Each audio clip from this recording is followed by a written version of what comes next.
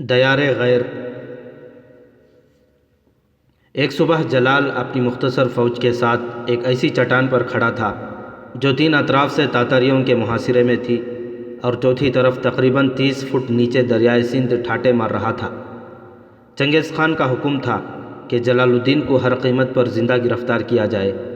چٹان کے گرد جلال الدین کے بچے کچے ساتھی اپنی جان کی بازی لگا چکے تھے۔ تاتاریوں کا گھیرا تنگ ہو رہا تھا۔ ان کی فوج سے ایک سوار جو شکل و صورت اور لباس سے ایک مسلمان عالم معلوم ہوتا تھا، سفید جھنڈا اٹھائے ہوئے آگے بڑھا اور اس نے چٹان کے قریب پہنچ کر بلند آواز میں کہا، سلطان معظم، اگر آپ ہتھیار ڈال دیں تو خان اعظم آپ کی جان بخشی کا وعدہ کرتے ہیں۔ سلطان نے جواب دیا، اگر تمہارے ہاتھ میں سفید جھنڈا نہ ہوتا تو میں تمہاری بات کا جواب تیر سے دیتا۔ جاؤ اس ڈاکو سے کہو میں ذلت کی زندگی پر عزت کی موت کو ترجیح دیتا ہوں۔ طاہر نے چنگیز خان کے ایلچی کو ایک ہی نگاہ میں پہچان لیا۔ یہ محلب بن داؤد تھا۔ چنگیز خان نے چند دستوں کو حملے کا حکم دیا۔ جلال الدین کے سپاہیوں کے تیروں اور پتھروں کی بارش سے چٹان کے نیچے تاتاریوں کی لاشوں کے ڈھیر لگ گئے۔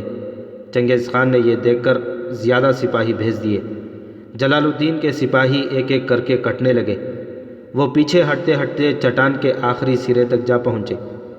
سلطان نے تیمور ملک سے کہا، تیمور، قدرت نے ہمیں آگ اور پانی میں سے ایک شے منتخب کرنے پر مجبور کر دیا ہے، تمہاری رائے کیا ہے؟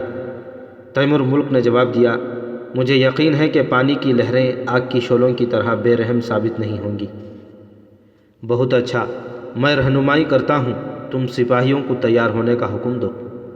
سلطان نے بھاری زرہ اتار کر پھینک دی، گھوڑے کو آگے بڑھایا اور ایک لمحہ خوفناک لہروں کو دیکھنے کے بعد ایڑ لگا دی۔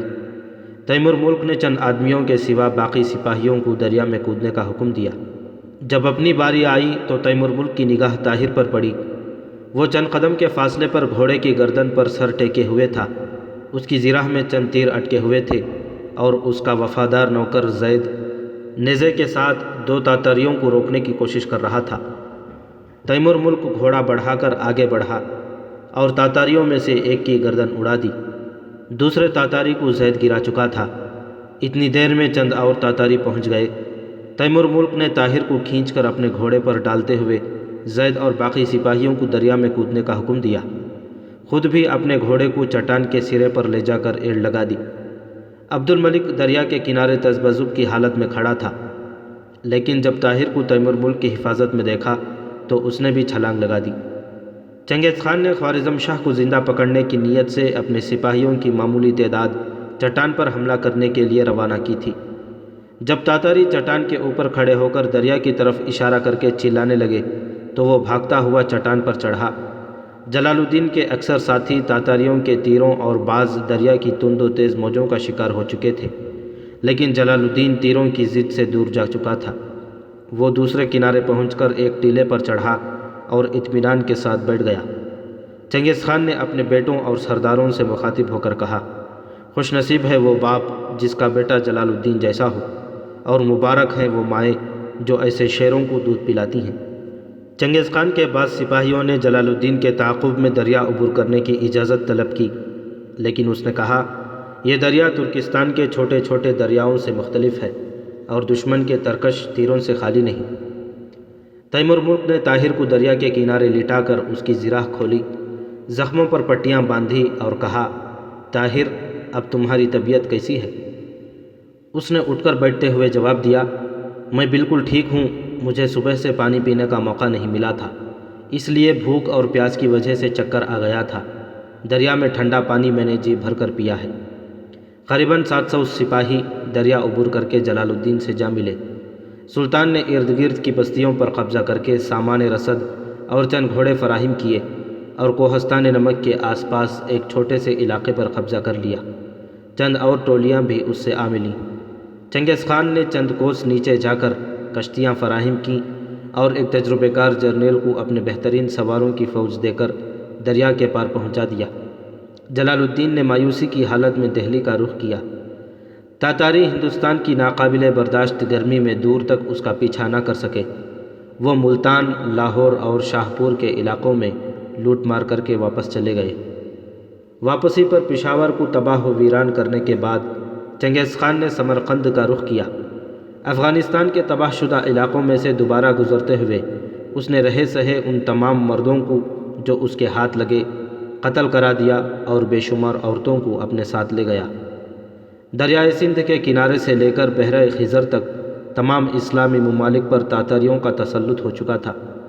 افغانستان سے انتقام لینے کے بعد چنگیز خان کو اطمینان ہو چکا تھا کہ اب مسلمانوں میں سر اٹھانے کی ہمت نہیں۔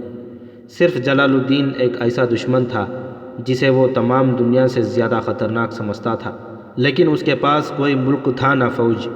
عالم اسلام کی مدافعت کا آخری قلعہ مسمار ہو چکا تھا۔ پشاور کی قریب تاتاریوں کے ہاتھوں اس کے بچے اور بیوی جو امیر الملک کی حفاظت میں تھے قتل ہو چکے تھے۔ تکشی خاندان کا وہ آخری چشم و چراغ جس کی مملکت چند برس قبل کوہ البرز سے لے کر سندھ کے ساحل تک پھیلی ہوئی تھی، ایک بے خانمہ مسافر اور ایک بن بلائے مہمان کی حیثیت میں دہلی کے حکمران سلطان شمس الدین التمش کی مملکت میں پناہ ڈھونڈ رہا تھا، لیکن اسے خیر مقدم کی امید نہ تھی۔ جلال الدین نے دہلی سے چند منازل کے فاصلے پر پڑاؤ ڈال کر اپنے ایک تجربہ کار مشیر عین الملک اور طاہر بن یوسف کی رہنمائی میں سلطان شمس الدین التمش کی طرف ایک وفد روانہ کیا۔ عین الملک اور اس کے ساتھیوں کو شاہی مہمان خانے میں ٹھہرایا گیا۔ سلطان التمش نے ان کے ساتھ 3 ملاقاتوں کے بعد انہیں چند دنوں تک جواب دینے کا وعدہ کیا۔ اپنے تمام مشیروں اور فوجی افسروں سے صلح مشورے کرنے کے بعد سلطان نے ایک دن اراکان وفد میں سے طاہر بن یوسف کو علیحدہ ملاقات کی دعوت دی اور ایک طویل گفتگو کے بعد کہا، ہم جلال الدین کی مدد سے انکار نہیں کر سکتے، لیکن ہماری مجبوریاں آپ سے پوشیدہ نہیں۔ ہمارے پاس چنگیز خان کا پیغام پہنچ گیا ہے۔ اس نے لکھا ہے کہ اگر ہم نے سلطان جلال الدین کو پناہ دی یا اس کے ساتھ تاتاریوں کے خلاف کوئی معاہدہ کیا تو وہ ہندوستان پر حملہ کر دے گا۔ ہم ایسی دھمکیوں کی پرواہ کرنے والے نہیں، تاہم سلطان جلال الدین کو اس بات کا احساس ہونا چاہیے کہ اس ملک میں مسلمانوں کی آبادی آٹے میں نمک کے برابر ہے۔ اگر تاتاری یہاں گھس آئے تو خطرے کے وقت شاید یہاں کی دوسری اقوام ہمارا ساتھ دینے کے بجائے ان کے ساتھ جا ملے۔ ہمیں چند ہندو راجاؤں نے یقین دلایا ہے کہ تاتاریوں کے حملے کی صورت میں وہ اپنے گھروں کی حفاظت کے لیے ہمارا ساتھ دیں گے، لیکن اگر چنگیز خان انہیں یہ پیغام بھیج دے کہ اس کا مقصد صرف جلال الدین کو گرفتار کرنا ہے تو وہ یقیناً ہم سے یہ مطالبہ کریں گے کہ ہم اس مہمان کو پناہ دے کر ہندوستان کی تباہی کا موجب نہ بنیں۔ اگر ہمارے پاس زیادہ افواج ہوتی تو ہم آدھے لشکر کے ساتھ سلطان جلال الدین کے جھنڈے تلے ہندوستان سے باہر نکل کر تاتاریوں کا مقابلہ کرتے اور آدھا لشکر ہندوستان کی حفاظت کے لیے چھوڑ دیتے، لیکن یہاں معاملہ برعکس ہے۔ پچھلے دنوں تاتاریوں کے چند دستے دریائے سندھ عبور کرنے کے بعد لاہور اور ملتان تک لوٹ مار کر گئے تھے، اور ہمیں ان کی پیش قدمی روکنے سے زیادہ اس بات کی فکر تھی کہ کہیں ہماری غیر مسلم رعایا باغی نہ ہو جائے۔ عین الملک نے ہمیں طعنہ دیا ہے کہ ہم تاتاریوں سے خوف زدہ ہیں اور ہم اس بات کا جواب دوسروں کے سامنے نہیں دے سکتے، لیکن ہم آپ سے کہتے ہیں کہ تاتاریوں سے خوف کھانے کی وجہ یہ نہیں کہ ہم بزدل ہیں، اس کی وجہ صرف یہ ہے کہ ہم اپنی رعیت سے مطمئن نہیں۔ طاہر نے پوچھا، تو کیا میں سلطان جلال الدین کے پاس یہ جواب لے کر جاؤں کہ آپ کو ان کا ہندوستان میں ٹھہرنا منظور نہیں؟ نہیں، آپ نے ہمیں غلط سمجھا۔ اگر ہماری طرف سے سلطان جلال الدین کے مکتوب کا کوئی جواب ہو سکتا ہے تو وہ یہ ہے کہ ہم اپنے ایک مصیبت زدہ بھائی کے لیے اپنا خون تک بہانے کے لیے تیار ہیں، لیکن موجودہ حالات میں ان کی اعانت کی صرف ایک صورت ہے، اور وہ یہ کہ ہم اس سلطنت کی حفاظت کی تمام تر ذمہ داریوں سے سبکدوش ہو کر اپنی ساری فوج سلطان کے حوالے کر دیں اور تاتاریوں کے ساتھ فیصلہ کن جنگ ہندوستان کے بجائے کسی ایسے ملک میں لڑی جائے جس کے عوام ہمارے ساتھ ہوں اور ہمیں یہ خدشہ نہ ہو کہ کوئی پیچھے سے ہمیں چھرا گھونپ دے گا۔ ایسی صورت میں نتیجہ اگر ہمارے حق میں ہو تو ہم ہندوستان کو ایک بار کھو کر بھی دوبارہ حاصل کر سکیں گے، اور اگر ہمیں شکست ہوئی تو اس کا لازمی نتیجہ یہ ہوگا کہ دوسرے ممالک کی طرح ہم ہندوستان بھی کھو بیٹھیں گے۔ طاہر نے کہا، ہم نے ہندوستان کی وسعت سے آپ کی فوجی قوت کا اندازہ لگایا تھا۔ سلطان جلال الدین کی جنگ اپنے لیے نہیں، تمام اسلامی دنیا کے لیے ہے۔ وہ کبھی یہ گوارہ نہیں کریں گے کہ یہ ملک جو ترکستان، ایران اور افغانستان کے لاکھوں بے خانمہ لوگوں کی پناہ بن سکتا ہے، مسلمانوں کے ہاتھ سے نکل جائے۔ دریائے سندھ کے کنارے ان کی لڑائیاں تاتاریوں کو ہندوستان کے دروازے پر روکنے کے لیے تھی۔ خراسان اور ایران میں ان کی جنگیں عراق، شام اور مصر کی حفاظت کے لیے تھیں۔ ہمارا مقصد ایک ہے، اور وہ یہ کہ ہم اپنے کھوئے ہوئے ممالک دوبارہ حاصل کریں اور رہے سہے آزاد ممالک کو تاتاریوں کی غلامی سے بچائیں۔ اور اس مقصد کے حصول کا راستہ بھی ایک ہے، اور وہ یہ کہ ہم جمنا کے ساحل سے لے کر جبل تاریخ تک ایک قطار میں کھڑے ہو جائیں۔ ہمارا ہر ملک اس اجتماعی جدوجہد میں اپنی استطاعت کے مطابق حصہ لیں۔ سلطان جلال الدین کا یہ خیال تھا کہ وہ آپ کے تعاون سے ہندوستان کو اپنی سرگرمیوں کا مرکز بنا کر ایک بار پھر تمام اسلامی سلطنتوں کو دعوت عمل دیں گے۔ اگر عالم اسلام نے ان کی دعوت پر لبیک کہا تو بہت تھوڑے عرصے میں یہاں سپاہی جمع ہو سکتے ہیں۔ سلطان التمش نے کہا، ہم یہاں آنے والے ہر سپاہی کا خیر مقدم کریں گے، لیکن کیا یہ بہتر نہیں ہوگا کہ سلطان جلال الدین خود یہیں ٹھہرنے کے بجائے تمام عالم اسلام کا دورہ کریں اور ان کی آواز پر لبیک کہنے والوں کا مستقر ہندوستان ہو؟ جتنے سپاہی وہ فراہم کر کے یہاں بھیجیں گے، ہم ان کی تمام ضروریات مہیا کرنے کا ذمہ لیتے ہیں۔ اس کا خوشگوار اثر یہ ہوگا کہ تاتاری ہر کروٹ سے باخبر رہیں گے اور ہماری طرف سے خطرہ محسوس کرتے ہی ہندوستان پر حملہ کر دیں گے۔ آپ ہماری باتوں پر ٹھنڈے دل سے غور کریں اور سلطان کو بھی سمجھائیں۔ پھر اگر ان باتوں کے باوجود سلطان نے یہاں ٹھہرنا قرین مصلحت سمجھا تو ہم آپ کو یقین دلاتے ہیں کہ ہمارے محل کا ایک حصہ ان کے لیے خالی ہوگا، اور اگر انہیں ایک مہمان کی حیثیت میں یہاں ٹھہرنا پسند نہ ہو تو ہم انہیں یہ اجازت دے دیں گے کہ وہ اس ملک کے غیر مفتوحہ حصوں میں سے جون سا علاقہ چاہیں فتح کر لیں۔ ہم درپردہ ان کی مدد کریں گے اور تاتاریوں کو دور رکھنے کے لیے ان پر یہ ظاہر کریں گے کہ سلطان ہماری مرضی کے بغیر اس ملک میں گھس آیا ہے۔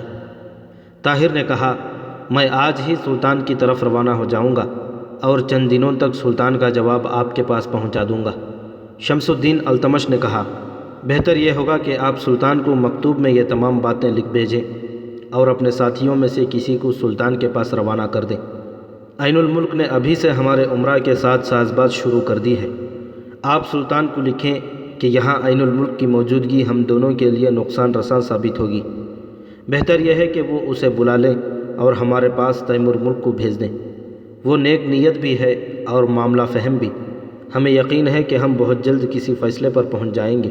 سلطان کے پاس آپ اپنے ساتھیوں میں سے جس کو بھیجنا چاہیں اس کے لیے ڈاک گھوڑوں کا بندوبست کیا جائے گا، اور وہ زیادہ سے زیادہ 3 دن میں سلطان کا جواب لے کر یہاں پہنچ جائے گا۔ ان ملاقات کے بعد طاہر کے دل میں سلطان التمش کے متعلق جو غلط فہمیاں تھیں وہ سب دور ہو گئیں۔ اس نے مہمان خانے میں واپس آ کر عین الملک کو تمام حالات سے آگاہ کیا اور سلطان جلال الدین کے نام مراسلہ لکھنے بیٹھ گیا۔ اگلے دن طاہر شہر کی ایک مسجد میں صبح کی نماز پڑھ کر باہر نکلا تو دروازے کی سیڑھیوں پر کسی نے پیچھے سے اس کا دامن پکڑ لیا۔ کون؟ طاہر نے پیچھے مڑ کر دیکھتے ہوئے سوال کیا۔ ایک نوعمر لڑکے نے مسکراتے ہوئے کہا، آپ مجھے پہچانتے نہیں؟ اسماعیل؟ طاہر نے اسے جھک کر گلے لگا لیا اور جذبات کے ہیجان میں اس پر سوالات کی بوچھاڑ کر دی۔ تم یہاں کب پہنچے؟ تمہارا نانا کہاں ہے؟ تمہاری نانی کیسی ہے؟ اور سریا تمہاری بہن کہاں ہے؟ چلیے وہ سب گھر پر ہیں۔ کہاں؟ اسی شہر میں بالکل قریب۔ طاہر کا دل دھڑکنے لگا۔ اس نے کہا، مجھے یہاں 1 ہفتہ ہو گیا، کاش مجھے معلوم ہوتا کہ تم یہاں ہو۔ مجھے بلخ کے قریب پہنچ کر پتہ چلا کہ تم غزنی جا چکے ہو۔ اسماعیل نے کہا، کل رات میں نے آپ کو اسی مسجد میں دیکھا تھا، لیکن میں دور تھا، اچھی طرح پہچان نہ سکا، اور جب میں نے آپا جان سے ذکر کیا تو انہوں نے مجھے آج صبح مسجد کے دروازے پر پہرا دینے کے لیے کہا۔ چلیے۔ طاہر اسماعیل کے ساتھ چل دیا۔ منزل شوق کی طرف اس کے پاؤں کبھی تیز اور کبھی سست رفتار سے اڑ رہے تھے۔ وہ اسماعیل کے ساتھ ایک خوبصورت محل میں داخل ہوا۔ سریا مکان کے صحن میں آم کے درختوں کے درمیان کھڑی تھی۔ طاہر اسے دیکھ کر رکتا، جھجکتا اور سنبھلتا ہوا آگے بڑھا اور چند قدم کے فاصلے پر رک گیا۔ دونوں کی نگاہیں ایک ثانیے بھٹکنے کے بعد ایک دوسرے کے چہرے پر مرکوز ہو گئیں۔ وہ خاموش تھے اور الفاظ کی ضرورت بھی نہ تھی، ان کے دل و دماغ سمٹ کر نگاہوں میں آ چکے تھے۔ وہ ایک دوسرے کے چہرے کے بدلتے ہوئے رنگ دیکھ رہے تھے۔ ایک لمحے کے لیے انہیں دنیا میں ایک دوسرے کے سوا کسی اور کی موجودگی کا احساس تک نہ تھا۔ ان کے دلوں کی دھڑکنوں کے سوا کارخانہ حیات کے تمام ہنگامے سو چکے تھے۔ اسماعیل نے کہا، آپا پہچانا نہیں آپ نے، یہ بھائی طاہر ہیں۔ ثریا مسکرائی اور ایک لمحہ توقف کے بعد آگے بڑھ کر اسماعیل کو گلے لگا کر بولا، میرے خیال میں تم نے انہیں پہچاننے میں غلطی کی ہے، یہ شاید کوئی اور ہے۔ اسماعیل نے پریشان ہو کر طاہر کی طرف دیکھا اور کہا، خدا کی قسم یہ وہی ہیں۔ ثریا ہنسی اور طاہر کی طرف دیکھ کر اپنی آنکھوں میں مسرت کے آنسو چھپاتی ہوئی مکان کی طرف چل دی۔ برآمدے کی سیڑھیوں کے قریب پہنچ کر وہ چلنے کے بجائے بھاگ رہی تھی۔ ننی جان وہ آ گئے، اس نے ایک دروازے پر رک کر کہا۔ باہر اسماعیل حیران ہو کر طاہر کی طرف دیکھ رہا تھا۔ آپ ذرا دبلے ہو گئے ہیں، شکل تو بالکل وہی ہے۔ عجیب بات ہے کہ آپا آپ کو نہیں پہچان سکی۔ آپ میرے ساتھ اندر چلیے، نانا جان کو آپ ضرور پہچان لیں گے۔ اسماعیل نے یہ کہتے ہوئے طاہر کا ہاتھ پکڑ لیا۔ طاہر نے ہنستے ہوئے کہا، لیکن اگر انہوں نے بھی نہ پہچانا تو؟ اسماعیل نے پھر ایک بار غور سے طاہر کی طرف دیکھتے ہوئے کہا، میں سچ کہتا ہوں، آپ کے چہرے پر کوئی تبدیلی نہیں آئی۔ پیشانی پر زخم کا ایک نشان ہے، لیکن اسے کیا فرق پڑتا ہے؟ نانا جان یقیناً آپ کو پہچان لیں گے۔ اتنی دیر میں شیخ عبد الرحمن باہر نکلتا ہوا دکھائی دیا۔ چند نوکر اس کے ساتھ تھے اور وہ بلند آواز میں کہہ رہا تھا، سخت نالائق ہو تم، مہمان باہر کھڑا ہے اور تم نے مجھے خبر تک نہ دی۔ اور وہ دیکھو اسماعیل بھی کتنا احمق ہے، نہ معلوم یہ کب سے وہاں کھڑے ہیں۔ طاہر نے آگے بڑھ کر شیخ عبد الرحمن سے مصافحہ کیا۔ شیخ اس طرح ہانپ رہا تھا جیسے ایک میل دوڑ کر آیا ہو۔ اس نے کہا، آئیے اندر چلیے، آپ باہر کیوں کھڑے تھے؟ اسماعیل نے کہا، نانا جان پہچانا آپ نے، یہ کون ہے؟ چپ نالائق۔ شیخ طاہر کا بازو پکڑ کر مکان کی طرف چل دیا۔ برآمدے کے سامنے سنگ مرمر کی سیڑھیوں پر چڑھتے ہوئے اس کا پاؤں پھسلا، لیکن طاہر نے اسے بروقت تھام لیا۔ اسماعیل ہنستا ہوا بھاگ کر ستون کے پیچھے چھپ گیا۔ شیخ نے سنبھلتے ہوئے کہا، یہ سنگ مرمر کی سیڑھیاں بہت خطرناک ہیں، میں چوتھی بار یہاں سے پھسلا ہوں۔ اسماعیل کہاں گیا؟ وہ نالائق یقیناً کہیں چھپ کر ہنس رہا ہوگا۔ ابے صابر، شکوکت، آج ہی معماروں کو بلاؤ اور انہیں کہو کہ یہاں سے سنگ مرمر اکھاڑ کر کوئی کھردار پتھر لگا دے، لیکن ٹھہرو، ابھی نہیں، پھر صحیح۔ شیخ نے طاہر کو ایک خوشنما کمرے میں بٹھاتے ہوئے کہا، میں تمہارے متعلق مایوس ہو چکا تھا، میں تم سے کئی باتیں پوچھنا چاہتا ہوں۔ ہاں، پہلے یہ بتاؤ کہ تم دہلی کیسے آئے؟ تم نے وعدہ کیا تھا کہ تم بلخ جلد پہنچو گے، پھر اتنی دیر کیوں لگائی؟ طاہر نے ان سوالات کے جواب میں مختصر طور پر اپنی سرگزشت بیان کر دی۔ شیخ نے کہا، اب دوبارہ بھاگنے کا ارادہ تو نہیں؟ میں جلال الدین کا ساتھ نہیں چھوڑ سکتا، اگر اسے یہاں سے کوچ کرنا پڑا تو مجھے بھی اس کا ساتھ دینا پڑے گا، لیکن فی الحال کم از کم ایک ہفتہ میں یہیں ہوں۔ میں عنقریب دہلی چھوڑنے کا ارادہ کر چکا ہوں۔ آپ کہاں جائیں گے؟ مدینہ، بغداد یا دمشق؟ ثریا مدینہ جانے پر مصر ہے، لیکن میں نے ابھی تک فیصلہ نہیں کیا۔ تمہارے خیال میں کون سا شہر زیادہ محفوظ ہے؟ مدینہ ہر لحاظ سے محفوظ ہے۔ تمہارا گھر بھی وہی ہے نا؟ جی ہاں، مدینے کے بالکل قریب۔ اگر آپ میرے گھر ٹھہرنا قبول فرمائیں تو میں اپنے نوکر کو آپ کے ساتھ بھیجنے کے لیے تیار ہوں۔ شکریہ، لیکن میں 2 سال قبل مدینے میں ایک باغ اور ایک مکان خرید چکا ہوں۔ میں نے اپنے 2 ملازم دمشق اور بغداد بھیج دیے ہیں، انہوں نے وہاں بھی میرے لیے مکان خرید لیے ہوں گے۔ اب ایک بات کا فیصلہ باقی ہے، اور وہ یہ کہ تم اپنی بیوی کو اپنے ساتھ لے جاؤ گے یا سردست اس کا ہمارے ساتھ رہنا پسند کرو گے؟ میری بیوی؟ طاہر نے پریشان سا ہو کر کہا، ہاں ہاں، تمہاری بیوی، میرا مطلب ہے شادی کے بعد۔ شیخ اپنا فقرہ پورا نہ کر سکا۔ عقبی کمرے کا دروازہ کھلا اور شیخ کی عمر رسیدہ بیوی اندر داخل ہوئی۔ طاہر نے اٹھ کر سلام کیا اور اس نے پیار اور شفقت سے کہا، بیٹھ جاؤ بیٹا۔ شیخ نے کہا، ہاں میں کہہ رہا تھا۔ حنیفہ نے غصے سے اس کی طرف دیکھتے ہوئے کہا، آپ شاید یہ کہہ رہے تھے کہ اب کسی تاخیر کے بغیر ثریا اور ان کی شادی کر دی جائے۔ نہیں، میں یہ کہہ رہا تھا کہ یہ ثریا کا ہمارے ساتھ رہنا پسند کریں گے یا اپنے ساتھ لے جائیں گے؟ بھلا یہ بھی کوئی پوچھنے کی بات ہے؟ جب تک یہ جنگ سے فارغ نہیں ہوتے ثریا ہمارے سوا اور کہاں رہ سکتی ہے؟ یہی تو میں کہہ رہا تھا۔ میرا مطلب یہ تھا کہ شادی کرنے کے بعد اگر یہ ثریا کو اپنے ساتھ لے جانے کا خیال رکھتے ہوں تو میں ان کا ارادہ تبدیل کر دوں، لیکن ابھی تک آپ نے یہ فیصلہ نہیں کیا کہ شادی کب ہوگی۔ میں فیصلہ کر چکا ہوں۔ حنیفہ نے پریشان سا ہو کر سوال کیا، کب؟ رات کو جب اسماعیل نے یہ بتایا تھا کہ اس نے مسجد میں انہیں دیکھا ہے، میں نے اپنے دل میں یہ فیصلہ کر لیا تھا، لیکن میں نے یہ قسم اٹھائی تھی کہ اگر یہ مل گئے تو میں فوراً ان کی شادی کر دوں گا۔ اب اگر انہیں کوئی اعتراض نہ ہو تو میں آج ہی قاضی کو بلا لاتا ہوں۔ طاہر نے حیا سے آنکھیں نیچے کرتے ہوئے جواب دیا، بھلا مجھے کیا اعتراض ہو سکتا ہے؟ حنیفہ نے کہا، لیکن تیاری کرنے اور لوگوں کو دعوت کی اطلاع دینے میں کم از کم 2 دن ضرور لگ جائیں گے۔ شیخ نے کہا، 2 دن؟ تم اس دن سے تیاری میں مصروف ہو جس دن طاہر بلخ سے روانہ ہوا تھا۔ دعوت کے لیے تم کہو تو میں شام سے پہلے سارا شہر یہاں جمع کر سکتا ہوں، لیکن کم از کم 2 دن پہلے تو اطلاع ہونی چاہیے۔ شہر کے عمرہ کی کئی لڑکیاں ثریا کی سہیلیاں بن چکی ہیں اور انہیں کم از کم 1 دن پہلے بلانا چاہیے۔ شیخ نے ایک طویل بحث کے بعد ہار مانتے ہوئے کہا، بہت اچھا، پرسوں ہی صحیح، پرسوں صبح نکاح ہوگا۔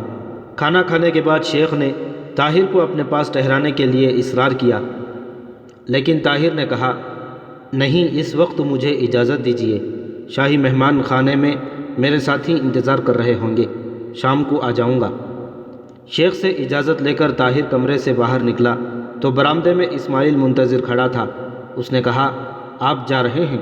اگر تھوڑی دیر اور ٹھہر جاتے تو میں آپ کے ساتھ چلتا۔ استاد نے کہا ہے کہ سبق ختم کیے بغیر چھٹی نہیں ملے گی۔ شیخ اسماعیل کی آواز سن کر باہر نکل آیا اور بولا، جاؤ بیٹا، اپنا سبق ختم کرو، یہ شام کو آ جائیں گے۔ اسماعیل نے کہا، شاید یہ راستے سے واقف نہ ہوں۔ شیخ نے کہا، دیکھا آپ نے، یہ ہر ایک کو اپنے مقابلے میں کم عقل سمجھتا ہے۔ طاہر نے مسکراتے ہوئے کہا، اسماعیل، تم جا کر سبق ختم کرو، میں شام کو آ جاؤں گا، پھر ہم دونوں سیر کے لیے جائیں گے۔ اسماعیل بادل ناخواستہ اپنے کمرے میں چلا گیا اور طاہر مکان سے نکل کر پائیں باغ میں داخل ہوا۔ آسمان پر بادل چھا رہے تھے۔ راستے سے ایک طرف آم کے گھنے درختوں کے درمیان ایک چھوٹے سے حوض میں فوارہ چھوٹ رہا تھا۔ راج ہنس کا ایک جوڑا پانی میں تیر رہا تھا اور ثریا سنگ مرمر کی پٹری پر بیٹھی ہوئی تھی۔ طاہر اس کے قریب سے گزرتے ہوئے رکا اور وہ اسے دیکھ کر کھڑی ہو گئی۔ آپ جا رہے ہیں؟ ثریا نے جھجکتے ہوئے سوال کیا۔ وہ اب طاہر کی طرف دیکھنے کے بجائے آنکھیں نیچی کیے ہوئے تھی۔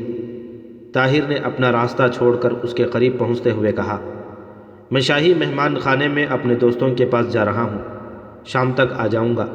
اسماعیل کو آپ کے ساتھ بھیج دوں؟ نہیں، وہ سبق یاد کر رہا ہے۔ میں آپ سے ایک ضروری بات کہنا چاہتا تھا۔ کہیے۔ بات یہ ہے، طاہر سوچ میں پڑ گیا۔ ثریا نے اس کی طرف چونک کر دیکھا اور کہا، کہیے، آپ خاموش کیوں ہو گئے؟ میں سوچ رہا ہوں کہ یہ بات شروع کس طرح کروں۔ کیا یہ بہتر نہیں ہوگا کہ آپ آج شام یا کل صبح کوئی وقت نکالیں؟ اس کے لیے فرصت اور تنہائی کی ضرورت ہے۔ اگر کوئی بات اس قدر اہم ہے تو میں ابھی سننا چاہتی ہوں۔ شام تک ممکن ہے میری چند سہیلیاں آ جائیں اور مجھے ان کی وجہ سے تنہائی نصیب نہ ہو۔ پہلے آپ یہ وعدہ کریں کہ خفا ہونے سے پہلے میری باتوں پر ٹھنڈے دل سے غور کریں گی۔ اگر کوئی ایسی بات ہے جس سے آپ میرے خفا ہو جانے کا خدشہ محسوس کرتے ہیں تو آپ کسی ہچکچاہٹ کے بغیر کہہ دیجئے۔ میں وعدہ کرتی ہوں کہ میں خفا نہیں ہوں گی۔ طاہر نے کہا، بات یہ ہے کہ بلخ سے بغداد پہنچنے کے بعد میرے ساتھ چند ایسے واقعات پیش آ چکے ہیں جن کا شادی سے پہلے آپ کے ساتھ ذکر کر دینا میں اپنا اخلاقی فرض سمجھتا ہوں۔ ثریا نے حیرت زدہ سی ہو کر طاہر کی طرف دیکھتے ہوئے کہا، کہیے، بلخ سے بغداد جانے کے بعد کیا ہوا؟ مجھے معلوم نہ تھا کہ آپ گھبرائیں نہیں، میں سمجھ گئی۔ میں آپ کو آپ کی مرضی کے خلاف کسی گزشتہ فیصلے کا پابند رہنے پر مجبور نہیں کروں گی۔ دیکھا، آپ کو ابھی سے غلط فہمی ہو گئی۔ میں صرف اس لیے آپ سے کچھ کہنا چاہتا تھا کہ کل آپ کو یہ شکایت نہ ہو کہ آپ نے بے خبری میں اپنے مستقبل کے متعلق کوئی غلط فیصلہ کیا تھا۔ ثریا نے کہا، دنیا میں صرف آپ ہیں جس سے مجھے کبھی کوئی شکایت نہیں ہو سکتی، لیکن آپ کے تذبذب سے مجھے بے چینی ضرور ہوئی ہے۔ مجھے اس سے کوئی سروکار نہیں کہ بغداد پہنچ کر آپ کو کیا واقعات پیش آئے۔ مجھے یہ اطمینان ہے کہ آپ سے جو کچھ ہوا ہوگا وہ صحیح ہوگا۔ اگر آپ مجھ سے یہ بھی کہیں کہ آپ کسی اور سے شادی کرنے پر مجبور ہو گئے تھے تو خدا شاہد ہے کہ مجھے آپ سے شکایت نہ ہوگی۔ میں صرف اتنا جاننا چاہتی ہوں کہ آپ میرے ہیں۔ اگر وہ کوئی ایسی ہے جسے آپ کی محبت میں کسی کی شرکت گوارا نہیں تو میں آپ کو شادی کے لیے مجبور نہ کروں گی، اور اگر آپ اس لیے بات کرنے سے ہچکچا رہے ہیں کہ میں اپنی محبت میں کسی اور کی شرکت گوارا نہیں کروں گی تو مجھے یقیناً اس بات کا افسوس ہوگا کہ آپ نے میرے متعلق غلط رائے قائم کی ہے۔ لیکن تم نے یہ کیوں سوچا کہ میں شادی کر چکا ہوں؟ آپ کے بجائے تم سن کر ثریا کا چہرہ خوشی سے چمک اٹھا۔ وہ بولی، تو پھر اس کے سوا آپ کیا کہنا چاہتے ہیں کہ میرے علاوہ ایک اور لڑکی بھی ہے جسے آپ مایوس نہیں کرنا چاہتے؟ اچھا فرض کرو میں یہی کہنا چاہتا ہوں تو کیا؟ تو تم کیا جواب دیتی؟ میں جواب دینے سے پہلے آپ سے کئی سوالات پوچھتی۔ کیسے سوالات؟ میں پوچھتی وہ کون ہے، کیسی ہے، آپ اس سے کب ملے، کیسے ملے، اس نے آپ سے کیا کہا، آپ نے کیا جواب دیا، آپ نے میرا ذکر کیا تو اس نے کیا کہا، وہ رحم دل ہے یا جھگڑالو ہے؟ ثریا ہنسنے لگی۔ ثریا سنو، طاہر نے سنجیدہ سا ہو کر کہا، اور وہ چپ چاپ دانتوں میں انگلی داب کر حوض کے کنارے بیٹھ گئی۔ اس کی آنکھوں میں شرارت آمیز تبسم تھی۔ طاہر نے اپنے ساتھ صفیہ کی ابتدائی دلچسپی سے لے کر آخری ملاقات تک کے تمام واقعات بیان کر دیے۔ اختتام پر ثریا کی آنکھوں میں آنسو بھرتے ہوئے کہا، لائیے وہ انگوٹھی کہاں ہے؟ طاہر نے جیب سے انگوٹھی نکال کر ثریا کے ہاتھ پر رکھ دی۔ ثریا نے اپنی انگوٹھی اتار کر صفیہ کی انگوٹھی پہن لی اور کہا، مجھے معاف کیجیے، میں نے آپ کو پریشان کیا۔ یہ لیجئے میری انگوٹھی اپنے پاس رکھیے، اور جب وہ ملے اسے میری طرف سے پیش کر دیجیے، اور میری طرف سے یہ بھی کہیے کہ میں اس کی ایک ادنا خادمہ بن کر رہنا بھی اپنے لیے باعث فخر خیال کروں گی۔ طاہر کی شادی سے اگلے دن تیمور ملک دلی پہنچا۔ لوگ اس کی سپاہیانہ کارنامے سن چکے تھے۔ جب وہ شہر کے دروازے پر پہنچا تو امرائے سلطنت کے علاوہ شہر کے بہت سے لوگ اس کے استقبال کے لیے کھڑے تھے۔ جب وہ شاہی مہمان خانے کی طرف جا رہا تھا، ایک اچھا خاصا جلوس اس کے پیچھے تھا۔ طاہر نے تفصیل سے سلطان کے ساتھ گزشتہ ملاقاتوں کا ذکر کرنے کے بعد کہا، مجھے افسوس ہے کہ آپ ایک دن دیر سے یہاں تشریف لائے، ورنہ دعوت ولیمہ میں آپ بھی شریک ہو جاتے۔ کس کی دعوت ولیمہ؟ میری شادی ہو چکی ہے۔ کب، کیسے، کہاں؟ کل۔ آپ کو یاد ہے بلخ کے راستے میں جب آپ سے ملاقات ہوئی تھی، ایک لڑکی میرے ساتھ تھی اور آپ نے اس کی تقریر سن کر مجھے ایک نصیحت کی تھی۔ میں نے آپ کی نصیحت پر عمل کیا ہے۔ تو وہ بلخ سے یہاں پہنچ گئے، تم بہت خوش نصیب ہو۔ طاہر نے کہا، میرا خیال تھا کہ آپ کے ساتھ عبد الملک بھی آئے گا اور آپ دونوں میری شادی میں شریک ہو سکیں گے۔ عبد الملک بغداد روانہ ہو چکا ہے۔ کب؟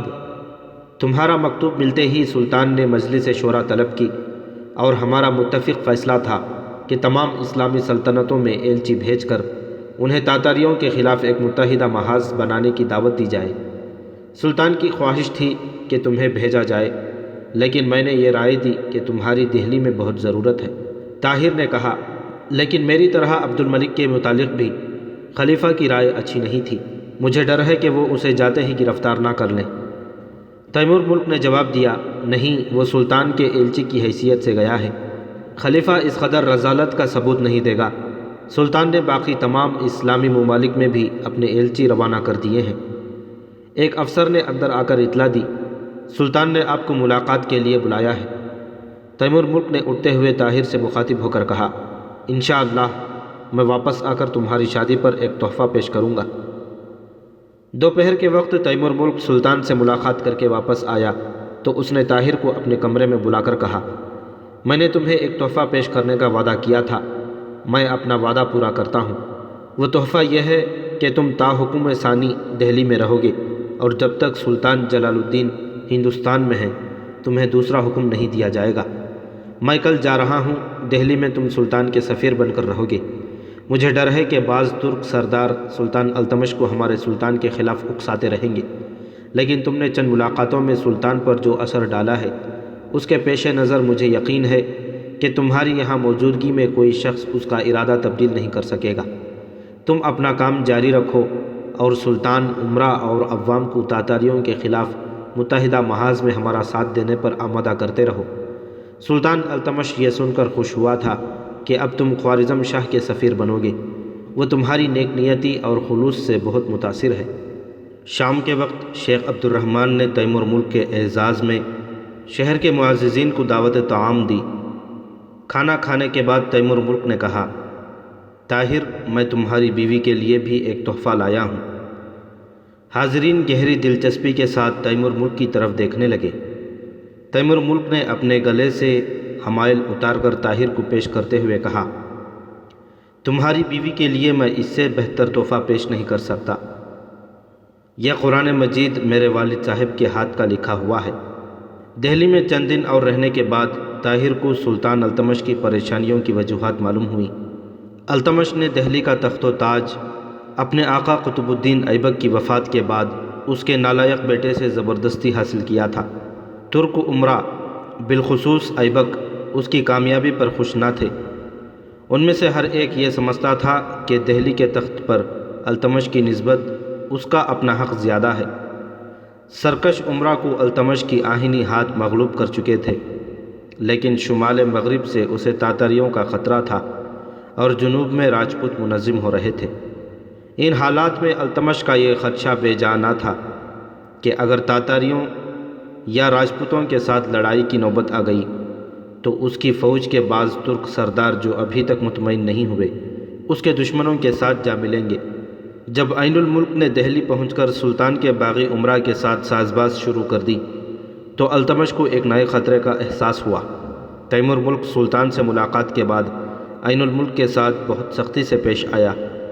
رخصت سے پہلے وہ چند سرکردہ عمرا سے جا ملا اور انہیں مستقبل کے خطرات سے آگاہ کرنے کے بعد متفق اور متحد رہنے کی ہدایت کی۔ تیمور ملک کے جانے کے بعد طاہر نے عمرا کو متحد کرنے کی کوشش جاری رکھی۔ چند دنوں میں سلطان کے مخالفین میں سے اکثر عمرا نے طاہر کی تقریروں سے متاثر ہو کر یہ حلف اٹھایا کہ وہ خطرے کے وقت سلطان کے ساتھ بے وفائی نہیں کریں گے۔ اس کے بعد طاہر عوام کی طرف متوجہ ہوا۔ دہلی کی مساجد میں اس کی چند تقریروں کے بعد باقی چند عمرا نے بھی یہ محسوس کیا کہ اگر وہ الگ تھلگ رہے تو رائے عامہ ان کے خلاف مشتعل ہو جائے گی اور سلطان آسانی سے ان کی سرکوبی کر سکے گا۔ چنانچہ وہ بھی سلطان سے وفاداری کا اعلان کرنے پر مجبور ہو گئے۔ طاہر کی ان کامیابیوں کی ایک بڑی وجہ سریا کی کوششیں تھیں۔ دہلی میں طاہر کی بیوی بننے سے قبل اسے عمرا کی بہو بیٹیاں صرف ایک مالدار تاجر کی حسین بیٹی کی حیثیت سے جانتی تھیں، لیکن اس کی شادی میں سلطان اور ملکہ کی شرکت نے اسے تمام بڑے بڑے خاندانوں کی توجہ کا مستحق بنا دیا۔ اب انہیں سریا کی زندگی کے کئی اور روشن پہلو نظر آنے لگے۔ عورتوں کی ہر محفل میں اس کا ذکر ہونے لگا۔ جہاں 4 عورتیں جمع ہوتیں اس کے متعلق گفتگو شروع ہو جاتی۔ ایک کہتی، میں نے سنا ہے کہ اس کا نانا ایک سیدھا سادھا تاجر ہے جو صرف روپیے کمانا جانتا ہے۔ دوسری کہتی، لیکن اس کی نانی بڑی ہوشیار ہے۔ کئی عمرا کی بیویاں، یہاں تک کہ وزیر اعظم کی بیوی بھی اسے بڑی اماں کہہ کر پکارتی ہیں۔ جو باتوں سے اس کی متعارف نہیں ہوتی وہ اسے کوئی تحفہ دے کر خرید لیتی ہے۔ میں نے سنا ہے کہ ملکہ کو بھی اس نے جواہرات کا ایک ہار پیش کیا تھا۔ اسی لیے تو ملکہ نے بھی سریا کی شادی پر زیورات سے بھری ہوئی ایک صندوقچی پیش کی تھی۔ میں نے سنا ہے کہ سریا کا باپ کسی شہر کا حاکم تھا، وہ تاتاریوں کے ساتھ لڑائی میں شہید ہوا۔ وہ بڑی خوش نصیب ہے، اس کے نانا کے پاس بے پناہ دولت ہے۔ باپ ایک بہادر سپاہی تھا اور شوہر سلطان جلال الدین خوارزم شاہ کا سفیر ہمارے سلطان کا گہرا دوست ہے۔ کہتے ہیں کہ وہ صورت سے بالکل فرشتہ معلوم ہوتا ہے، اس کی آواز میں جادو ہے۔ دہلی کے بااثر عمرہ کو متحد کرنے کی مہم میں طاہر کے ساتھ شریک ہو کر ثریا نے جو کامیابی حاصل کی تھی، اس کے باعث اب وہ طاہر کی بیوی اور شیخ کی بیٹی ہونے سے زیادہ قوم کی ایک قابل احترام بیٹی کی حیثیت سے پہچانی جاتی تھی۔ اس نے ایک دن شہر کے معزز گھرانوں کی عورتوں کو اپنے مکان پر کھانے کی دعوت دی اور ان کے سامنے تاتاریوں کے مظالم بیان کرنے کے بعد یہ اپیل کی کہ وہ مردوں کو خواب غفلت سے جگائیں، ورنہ وحشت و بربریت کا طوفان ہمسایہ ممالک کو تباہ و برباد کرنے کے بعد ہندوستان کے دروازے پر دستک دے رہا ہے۔ اجتماعی خطرے کے مقابلے کے لیے اجتماعی جدوجہد کی ضرورت ہے۔ ثریا نے انہیں سمجھایا کہ اگر قوم کی عورتیں فرض شناسی کا ثبوت دیں تو مردوں میں سے کسی کو غداری کرنے کی جرات نہیں ہو سکتی۔ بیویاں اپنے شوہروں کو، بہنیں بھائیوں کو اور مائیں اپنے بیٹوں کو قوم کا ساتھ دینے پر مجبور کر سکتی ہیں۔ صرف مردوں کا اتحاد اور ایثار قوم کی بہو بیٹیوں کی حفاظت کا ضامن بن سکتا ہے۔ ثریا نے ہندوستان کی حالت پر تبصرہ کرتے ہوئے انہیں بتایا کہ اگر سلطان اور امرا کے اختلافات کم نہ ہوئے تو تاتاریوں کی شاہ پاتے ہی ہمارے خلاف اس ملک کے کروڑوں غیر مسلم اٹھ کھڑے ہوں گے۔ ثریا کی تقریر اس قدر مؤثر تھی کہ تمام خواتین نے اپنے اپنے گھر کے مردوں کو سمجھانے کا عہد کیا۔ یہ ابتدا حوصلہ افزائی تھی۔ اس کے بعد ہر محلے کی عورتیں ثریا کو تبلیغ کی دعوت دینے لگیں۔ قریباً ہر شام کسی نہ کسی عورت کے گھر میں جلسہ ہوتا اور ثریا وہاں تقریر کرتی۔ شیخ عبد الرحمن نے طاہر کی موجودگی میں دہلی چھوڑنے کا ارادہ ملتوی کر دیا۔ سلطان جلال الدین خوارزم شاہ سندھاگر کے علاقے میں ڈیرا ڈال کر باہر کی اسلامی سلطنتوں سے اپنی اپیل کے جواب کا انتظار کر رہا تھا۔ طاہر اور ثریا نے چند ہفتوں میں دہلی کے مسلمانوں میں ایک نئی زندگی پیدا کر دی۔ اس کے بعد انہوں نے سلطان التمش کی درخواست پر اس مملکت کے دوسرے شہروں کا رخ کیا۔ ان کی شہرت ہمیشہ ان سے ایک منزل آگے رہی۔ ہر شہر میں ان کا نہایت شاندار خیر مقدم کیا گیا۔ ثریا عورتوں کو تبلیغ کرتی اور طاہر مردوں میں حرارت ایمانی زندہ کرتا۔ وہ مساجد میں تقریریں کرتا، فوجی چوکیوں میں جا کر سپاہیوں کی پریڈ دیکھتا اور ان کے ساتھ تیغ زنی، تیر اندازی اور نیزہ بازی کی مشق میں شریک ہوتا۔ الفاظ اور کردار کا یہ غازی جب کئی مہینوں کے دورے کے بعد واپس دہلی پہنچا تو سلطان التمش نے اس کا شکریہ ادا کرتے ہوئے کہا، اب مجھے یقین ہے کہ میں دریائے سندھ سے لے کر کوہ بندھیا چل تک تمام سرکشوں کو مغلوب کر سکوں گا۔ اب اگر تاتاریوں نے ہندوستان کا رخ کرنے کی جرات کی تو انشاءاللہ ان میں سے کوئی بچ کر نہیں جائے گا۔ چند دنوں کے بعد سلطان جلال الدین کے ایلچی نے دہلی پہنچ کر یہ خبر دی کہ خلیفہ کی طرف سے اپنی درخواست کا حوصلہ افزا جواب سن کر سلطان ہندوستان کے بجائے بغداد کو اپنا مرکز بنانا بہتر سمجھتے ہیں۔ یہ خبر سنانے کے بعد ایلچی نے طاہر کو تیمور ملک کا مکتوب پیش کیا، جس کا مضمون یہ تھا، خلیفہ سے اپنا پیغام کا حوصلہ افزا جواب موصول ہونے پر سلطان نے بغداد جانے کا فیصلہ کیا ہے۔ ہم چند دنوں میں ملتان پہنچ جائیں گے۔ سلطان کا حکم ہے کہ تم بھی وہاں پہنچ جاؤ۔ سلطان معظم سندھ اور مکران کے راستے بغداد پہنچیں گے۔ سلطان شمس الدین التمش کو یہ پیغام پہنچا دو کہ بغداد پہنچ کر ہم مصر، شام اور عرب کے ممالک سے اعانت حاصل کرنے کے بعد انہیں اپنے ارادوں سے باخبر کر دیں گے۔ اس وقت تک وہ اپنی کمانیں درست اور تلواریں تیز کر چھوڑیں۔ طاہر تیمور ملک کا مکتوب لے کر ثریا کے کمرے میں داخل ہوا۔ ثریا نے دیکھتے ہی سوال کیا، ایلچی کیا پیغام لایا ہے؟ طاہر نے اس کے ہاتھ میں خط دیتے ہوئے کہا، تم خود پڑھ لو۔ ثریا نے خط پڑھنے کے بعد اس کی طرف دیکھا اور سوال کیا، آپ نے کب جانے کا فیصلہ کیا ہے؟ کل یا پرسوں، لیکن آپ کچھ پریشان ہیں۔ میری فکر نہ کیجیے ثریا، اس میں شک نہیں کہ تم سے جدا ہونا میرے لیے آسان نہیں، لیکن میری پریشانی کی وجہ کچھ اور ہے۔ میں پوچھ سکتی ہوں؟ بات یہ ہے کہ میں خلیفہ کی طرف سے مطمئن نہیں ہوں۔ مجھے ڈر ہے کہ سلطان کا بغداد جانا ان کے لیے تکلیف دہ ثابت نہ ہو سکتا ہے میں نے خلیفہ کے متعلق غلط رائے قائم کی ہو، لیکن امرائے سلطنت میں سے بعض ایسے ہیں جو کسی وقت بھی خلیفہ کو غلط راستے پر ڈال سکتے ہیں۔ میرا اندازہ ہے کہ اس وقت تاتاری بغداد کے کئی سرکردہ لوگوں کو خرید چکے ہوں گے۔ ثریا نے کہا، لیکن عبد الملک کے متعلق آپ کی رائے یہ تھی کہ وہ بہت ہوشیار آدمی ہیں۔ اگر کوئی خطرے کی بات ہوتی تو وہ یقیناً سلطان کو بغداد جانے کا مشورہ نہ دیتا۔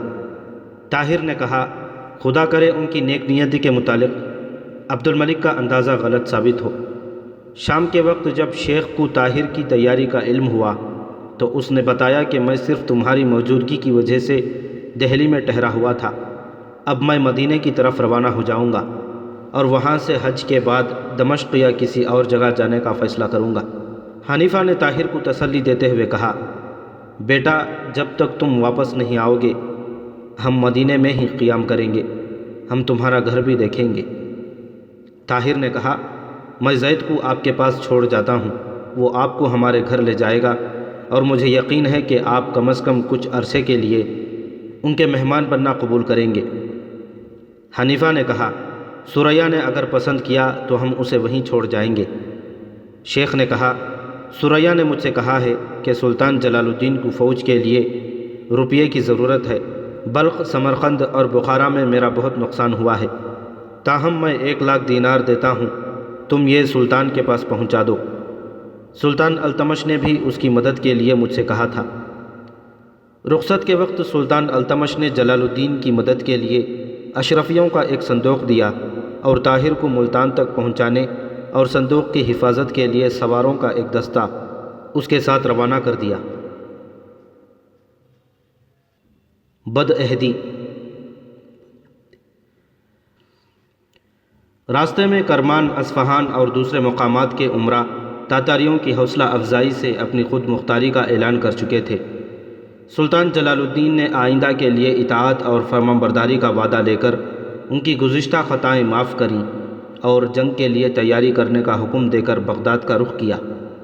بغداد سے واپس آ کر عبد الملک سلطان کو یقین دلا چکا تھا کہ تاتاریوں کا خطرہ بغداد سے بہت قریب دیکھ کر خلیفہ اپنی رائے تبدیل کر چکا ہے اور وہ سلطان کی مدد کے لیے فوج تیار کر رہا ہے۔ خلیفہ کا خط بھی بہت حوصلہ افزا تھا، لیکن طاہر، تیمور ملک اور سلطان کے چند اور ساتھی پوری طرح مطمئن نہ تھے۔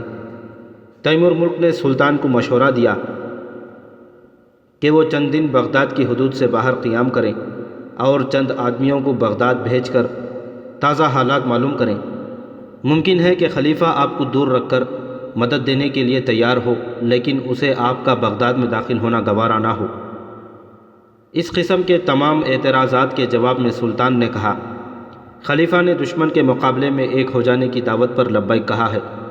انہوں نے ہمارے مکتوب کے جواب میں یہ بھی لکھا ہے کہ وہ ہمارے ساتھ دوسرے سلاطین کو متحد ہوتا دیکھتے ہی اپنی افواج ہماری مدد کے لیے بھیج دیں گے، اور دوسرے سلاطین نے ہماری مدد کے لیے یہ شرط پیش کی ہے کہ انہیں خلیفہ کے تعاون کا یقین دلایا جائے۔ اس صورت میں ہمارے لیے یہی راستہ ہے کہ ہم بغداد چلے جائیں اور خلیفہ کی طرف سے شام، مصر اور مراکش کے سلاطین کے نام یہ پیغام بھجوائیں کہ جہاد میں انہیں ہمارا ساتھ دینا چاہیے۔ اگر خلیفہ کی نیت صاف نہ بھی ہو تو بھی ہمیں یقین ہے کہ وہ بغداد میں ہم پر ہاتھ نہیں اٹھا سکے گا۔ اگر رائے عامہ کے خوف سے ایک عرصے کے لیے وہ طاہر اور اس کے ساتھیوں کی سرگرمیاں نظر انداز کرنے پر مجبور ہو گئے تھے تو ہمارے خلاف بھی وہ زیادہ سے زیادہ یہی سوچ سکیں گے کہ ہمیں تنگ کر کے بغداد چھوڑنے پر مجبور کیا جائے اور ہم ان کے تمام شبہات دور کر دیں گے۔ ہم ان سے کہیں گے کہ آپ ہمارے باپ کی غلطیاں معاف نہیں کر سکتے تو ہمیں سزا دے لیجئے، لیکن مسلمانوں کو تاتاریوں کی غلامی سے بچائیے۔ ہمیں خوارزم کا سلطان سمجھنے کے بجائے ایک ایسا انسان سمجھیے جو اسلام کی ناموز کے لیے آپ کے جھنڈے تلے ایک سپاہی کی حیثیت میں لڑنا اپنے لیے باعث فخر سمجھتا ہے۔ طاہر نے کہا، ان سب باتوں کے باوجود اگر آپ برا نہ مانیں تو میری رائے یہی ہے کہ آپ مجھے اور عبد الملک کو بغداد بھیج دیں۔ ہم چند دنوں میں حالات کا صحیح جائزہ لے کر آپ کی خدمت میں حاضر ہو جائیں گے۔ خلیفہ اور ان کے حکام جو سلوک ہمارے ساتھ کریں گے اس سے ان کی نیت ظاہر ہو جائے گی۔ اگر ہم واپس نہ آئے تو اس کا مطلب یہ ہوگا کہ ہمیں آپ کی طرفداری کے جرم کے پاداش میں گرفتار کر لیا گیا ہے اور آپ کے متعلق بھی ان کا ارادہ نیک نہیں، اور اگر ہم واپس آ گئے تو آپ کو بغداد کے تمام حالات سے آگاہ کر سکیں گے۔ سلطان جلال الدین نے اس رائے سے اتفاق کیا اور طاہر، عبد الملک اور مبارک کو بغداد جانے کی اجازت دے دی۔ طاہر کے ساتھ بغداد سے آئے ہوئے رضاکاروں میں سے 30 نوجوانوں کو بھی چند دنوں کے لیے بغداد جانے کی اجازت مل گئی۔ شام کے وقت بغداد کے وزیر اعظم نے صفیہ کو اپنے کمرے میں بلایا اور اس کے ہاتھ میں ایک خط دیتے ہوئے کہا، بیٹی، پورے 10 سال خلیفہ کی خدمت کرنے کے بعد مجھے کسی پر اعتبار نہیں رہا، اور نہ ہی مجھے یہ امید ہے کہ کوئی مجھ پر اعتبار کرتا ہوگا۔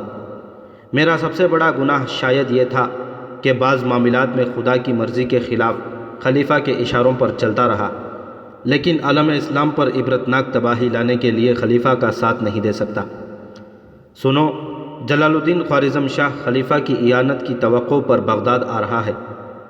میرے اصرار پر خلیفہ نے اسے ایک حوصلہ افزا خط لکھا تھا، اور مجھے یہ اطمینان تھا کہ میرا یہ فعل شاید میری گزشتہ تمام غلطیوں کا کفارہ ہو۔ محلب بن داؤد تاتاریوں کا خاص ایلچی بن کر بغداد پہنچ گیا ہے۔ اس کے ساتھ چند تاتاری سردار بھی ہیں۔ خلیفہ تاتاریوں سے پہلے ہی مرعوب تھا۔ محلب نے اس کے رہے سہے اوسان خطا کر دیے ہیں۔ خلیفہ کو اس نے سمجھایا ہے کہ اگر تم جلال الدین کو پکڑوا کر تاتاریوں کے حوالے کر دو تو بغداد تباہی کی آگ سے بچ جائے گا، اور چنگیز خان کے جانشین تمہیں ہمیشہ عزت و احترام سے دیکھیں گے۔ خلیفہ کی تسلی کے لیے تاتاریوں سے انعام کی توقع میں چند مفتیوں نے بھی یہ فتویٰ دے دیا ہے کہ تاتاریوں کو خدا نے زمین کی وسیع حصے پر حکومت عطا کی ہے۔ ان کی مخالفت خدا کی مرضی سے بغاوت ہے، اور جلال الدین کے مذہبی عقائد درست نہیں، اس لیے بغداد کے لوگوں پر اس کی اعانت فرض نہیں۔ معلوم ہوتا ہے کہ محلب چند دن پہلے سے یہاں سرگرم عمل تھا، لیکن مجھے اس کی آمد کا صرف اس وقت پتہ چلا جب وہ چند تاتاری سرداروں کے ساتھ خلیفہ کے دسترخوان پر بیٹھنے کا شرف حاصل کر چکا تھا۔ میں نے خلیفہ کو سمجھانے کی کوشش کی ہے، لیکن محلب کی باتوں سے متاثر ہو کر خلیفہ خدا سے زیادہ تاتاریوں سے ڈرتا ہے۔ آج رات پھر خلیفہ نے مجھے اور فوج کے چند عہدیداروں کو ملاقات کی دعوت دی، اور مجھے امید ہے کہ آج خلیفہ کے محل میں مسلمانوں کی قسمت کا فیصلہ ہو جائے گا۔ سلطنت کے بڑے بڑے عہدیداروں میں سے کوئی بھی خوارزم شاہ کی مدد کر کے تاتاریوں کی دشمنی مول لینے کے حق میں نہیں، لیکن میں آخری فرض ادا کروں گا۔ آج میں قاسم کی ضرورت محسوس کر رہا ہوں، لیکن وہ بہت دور ہے۔ میں تمہیں ایک بڑا کام سونپ کر جا رہا ہوں۔ تمہیں معلوم ہے کہ خلیفہ کو ناراض کر کے بہت کم لوگ اس کے محل سے زندہ نکل کر اپنے گھر پہنچتے ہیں۔ شاید میرا بھی انجام ان سے مختلف نہ ہو۔ اگر میں آدھی رات تک گھر نہ آ سکوں تو تم سعید کو بلا کر یہ خط اس کے حوالے کر دو، اور اسے یہ ہدایت کرو کہ وہ جس قدر جلدی ممکن ہو اسے جلال الدین کے پاس پہنچا دے، کیونکہ اگر خلیفہ نے جلال الدین کو گرفتار کرنے کا فیصلہ کیا تو مجھے یقین ہے کہ وہ آج رات ہی فوج بھیج دے گا، اور مجھے وہ اخفاء راز کے ڈر سے گھر آنے کی اجازت نہیں دیں گے۔ میں نے سعید کو سمجھا دیا ہے، وہ طاہر کے پرانے رفقا میں سے چند نوجوانوں کو جمع کر کے استبل کے قریب میرے حکم کا انتظار کرے گا۔ ابھی تک میں نے اسے یہ نہیں بتایا کہ اسے کس مہم کے لیے بھیجا جائے گا، اور ضرورت کے بغیر میں ایسا اہم مراسلہ اس کے سپرد کرنا بھی نہیں چاہتا۔ ممکن ہے کہ خلیفہ میری بات مان لے اور جلال الدین کو یہ مراسلہ بھیجنے کی ضرورت ہی نہ پڑے۔ بہرحال اگر میں آدھی رات تک نہ آ سکا تو بغداد کے وزیر اعظم کی زندگی کا آخری فرض اس کی بھتیجی پورا کرے گی۔ سعید اور طاہر کے دوسرے ساتھی مجھ سے زیادہ تمہارا اعتبار کرتے ہیں۔ صفیہ نے کہا، آپ اطمینان رکھیے، میری طرف سے کوتاہی نہیں ہوگی۔ وزیر اعظم نے مسکراتے ہوئے کہا، مجھے تم پر بھروسہ ہے۔ اگر قاسم بھی یہاں ہوتا تو بھی شاید اس مہم کے لیے میری نگاہ تم پر ہی پڑتی۔ وزیر اعظم شاہی محل کی طرف چل دیا۔ عشاء کی نماز سے تھوڑی دیر بعد وزیر اعظم کے محل میں کہرام مچا ہوا تھا۔ محل کے تمام نوکر اس کے گرد جمع تھے۔ اس کے سینے اور پھسلیوں کے زخموں سے خون بہہ رہا تھا۔ وزیر اعظم نے ہوش میں آ کر آنکھیں کھولیں اور نحیف آواز میں سوال کیا، میں یہاں کیسے پہنچا؟ ایک نوکر نے جواب دیا، آپ دروازے پر پہنچ کر گر پڑے تھے، ہم آپ کو یہاں اٹھا لائے۔ اور وہ نوکر جو میرے ساتھ تھے؟ ایک نوکر نے آگے بڑھ کر کہا، مجھے معمولی زخم آئے ہیں، حامد قتل ہو گیا ہے۔ تم نے انہیں پہچانا؟ جی، میں نے محلب کو پہچان لیا تھا۔ جب آپ خلیفہ کے محل سے باہر نکلے تھے تو وہ آپ کے ساتھ تھا۔ ہم دونوں سیڑھیوں سے نیچے چند قدم کے فاصلے پر آپ کا انتظار کر رہے تھے۔ جب آپ نیچے اتر رہے تھے تو 4 نقاب پوش آدمیوں نے درختوں کے سائے سے نکل کر آپ پر حملہ کر دیا۔ آپ مڑ کر دروازے کی طرف بھاگے، لیکن محلب نے آپ کا راستہ روک کر آپ پر خنجر کے 2-3 وار کر دیے اور مدد کے لیے شور مچانا شروع کر دیا۔ حامد مجھ سے آگے تھا، اس نے محلب پر حملہ کیا، لیکن وہ ایک طرف ہو کر بچ گیا اور حامد ایک نقاب پوش کی تلوار سے گھائل ہو کر گر پڑا۔ میں نے آگے بڑھ کر ایک نقاب پوش کو مار گرایا، باقی 3 نقاب پوش مجھ پر ٹوٹ پڑے۔ میں نے ایک اور کو بھی گرا دیا۔ اتنی دیر میں خلیفہ کے محل کے سپاہی باہر نکل آئے اور محلب نے جلدی سے سیڑھیوں پر چڑھ کر کہا، سپاہی آ رہے ہیں، بھاگ جاؤ۔ وہ بھاگ گئے تو میں آپ کے پاس پہنچا اور چند قدم آپ کے ساتھ چل کر اس خیال سے رک گیا کہ وہ مبادا آپ کا تعاقب کریں۔ جب مجھے یہ اطمینان ہو گیا کہ آپ محل کے قریب پہنچ چکے ہیں تو میں بھی آ گیا۔ وزیر اعظم نے کہا، سعید کہاں ہے؟ سعید نوکروں کو ادھر ادھر ہٹا کر وزیر اعظم کے بستر کے قریب آ کھڑا ہوا۔ وزیر اعظم نے اپنی بیوی صفیہ، سکینہ اور سعید سے کہا، تمہارے ذمے جو کام ہے وہ صفیہ تمہیں بتا دے گی۔ تمہارے ساتھی تیار ہیں؟ جی ہاں۔ وزیر اعظم پھر اپنی بیوی کی طرف متوجہ ہوا، میرے بعد تمہارے لیے بغداد چھوڑ کر مصر چلے جانا بہتر ہوگا، میں صرف تھوڑی دیر کا مہمان ہوں۔ صفیہ نے کہا، چچا میں نے ابھی تک آپ کو ایک بات نہیں بتائی، طاہر زندہ ہے، اور اگر آپ کا انتقام کسی اور نے نہ لیا تو وہ ضرور لے گا۔ بیٹی سچ کہو، میرے دل پر یہ ایک بہت بڑا بوجھ تھا۔ صفیہ نے کہا، ہاں یہ سچ ہے، اسے مردہ سمجھ کر دریا میں پھینک دیا گیا تھا، یہ سعید کو بھی معلوم ہے۔ وزیر اعظم نے جواب طلب نگاہوں سے سعید کی طرف دیکھا اور اس نے کہا، جی ہاں وہ زندہ ہے۔ وزیر اعظم نے صفیہ کی طرف دیکھتے ہوئے کہا، صفیہ بیٹی، میرے جانے سے پہلے خلیفہ 30,000 سپاہی سلطان کو گرفتار کرنے کے لیے روانہ کر چکا تھا، اب تمہیں اپنا فرض پورا کرنا ہے۔ وہ آج رات کافی دور جا چکے ہوں گے۔ سکینہ، مجھے تمہارے ساتھ باتیں کرنے کی بھی فرصت نہ ملی، آج میرے پاس بیٹھ جاؤ۔ سکینہ آنسو بہاتی ہوئی اس کے قریب بیٹھ گئی۔ وزیر اعظم نے چند ثانیے اس کی طرف دیکھنے کے بعد آنکھیں بند کر لیں اور درد سے کراہنے لگا۔ تھوڑی دیر بعد اس نے آنکھیں کھولیں اور اشارے سے پانی مانگا۔ سعید نے اس کی گردن کو ہاتھ کا سہارا دے کر اٹھایا اور صفیہ نے پانی کا پیالہ اس کے ہونٹوں سے لگا دیا۔ پانی کا ایک گھونٹ پینے کے بعد وہ آنکھیں بند کر کے لیٹ گیا۔ سکینہ نے کہا، انہیں غش آ گیا ہے۔ سعید نے جلدی سے اس کا منہ کھولا اور صفیہ کو پانی ڈالنے کے لیے کہا۔ صفیہ نے اس کے منہ میں پانی ڈالا، لیکن وہ حلق سے نیچے اترنے کے بجائے باچھوں سے باہر آ رہا تھا۔ وزیر اعظم نے آنکھیں کھولیں اور چند بار اکھڑے اکھڑے سانس لینے کے بعد ہمیشہ کی نیند سو گیا۔ سکینہ اور چچی کو اس کی لاش کے ساتھ لپٹ کر روتے ہوئے چھوڑ کر صفیہ آنسو بہاتی ہوئی باہر نکل آئی۔ سعید اس کے پیچھے تھا۔ میں آپ کے حکم کا منتظر ہوں، اس نے کہا۔ صفیہ نے جواب دیا، ٹھہرو میں ابھی آتی ہوں۔ تھوڑی دیر بعد صفیہ اپنے کمرے سے نکلی۔ اس نے سواری کا لباس پہنا ہوا تھا اور اس کی کمر سے تلوار لٹک رہی تھی۔ اس نے ایک خادمہ کے ہاتھ میں ایک رقعہ دیتے ہوئے کہا، صبح یہ سکینہ کو دے دینا۔ سعید حیرانی سے اس کی طرف دیکھ رہا تھا۔ وہ بولی، چلو سعید، لیکن آپ ہمارے ساتھ جائیں گی؟ ہاں میں تمہارے ساتھ جاؤں گی۔ چچا نے کہا تھا کہ یہ ان کی زندگی کا آخری اور اہم ترین فرض ہے اور میں اسے پورا کرنا چاہتی ہوں، لیکن آپ کو مجھ پر اعتبار کرنا چاہیے۔ مجھے تم پر اعتبار ہے، لیکن مجھے ڈر ہے کہ وہ شاید تمہاری طرف سے کسی پیغام کو اہمیت نہ دیں۔ اس کے علاوہ محلب مجھے اچھی طرح جانتا ہے، میں یہاں ٹھہر کر اس گھر کی سیاہ بختی میں اور اضافہ نہیں کروں گی۔ سورج نکلنے سے تھوڑی دیر بعد طاہر اور اس کے ساتھی ایک پہاڑی علاقے سے گزر رہے تھے۔ ایک کشادہ وادی میں داخل ہوتے ہی اس نے سامنے کی پہاڑیوں سے آنے والی پگڈنڈی پر 8-10 سوار سرپٹ آتے ہوئے دکھائی دیے، جن کے پیچھے 50 کے لگ بھگ سواروں کا ایک اور دستہ آ رہا تھا۔ طاہر غور سے دیکھنے کے بعد عبد الملک کی طرف متوجہ ہوا۔ معلوم ہوتا ہے وہ بھاگنے والوں کا تعاقب کر رہے ہیں، ہمیں ان کی مدد کرنی چاہیے۔ عبد الملک نے کہا، وہ پیچھے سے تیر بھی چلا رہے ہیں، وہ دیکھیے ایک آدمی زخمی ہو کر گر رہا ہے۔ وہ 2 حصوں میں تقسیم ہو کر ان کے گرد گھیرا ڈال رہے ہیں، اور وہ 8-10 آدمی صرف جان بچا کر بھاگنا چاہتے ہیں، لڑنا نہیں چاہتے، ہمیں ان کی مدد کرنی چاہیے۔ طاہر نے اپنے ساتھیوں کی طرف دیکھا اور بلند آواز میں کہا، جلدی، وہ ان کے نرغے میں آنے والے ہیں۔ آن کی آن میں طاہر اور اس کے ساتھی پہاڑی سے اتر کر وادی میں پہنچ گئے۔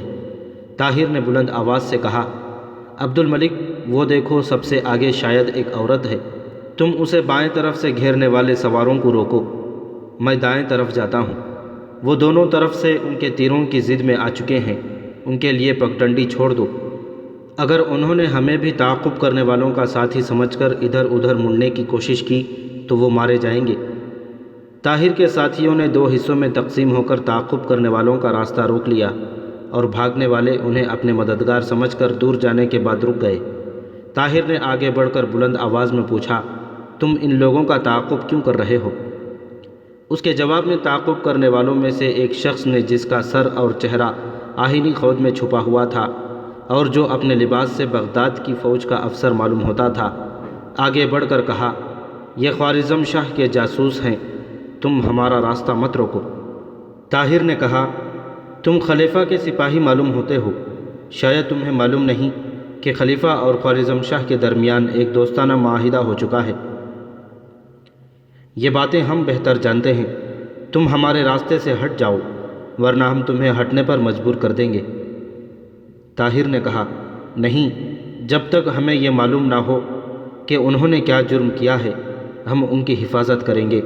سپہ سالار نے کہا، ہمیں شک ہے کہ وہ خوارزم شاہ کے پاس جا رہے ہیں۔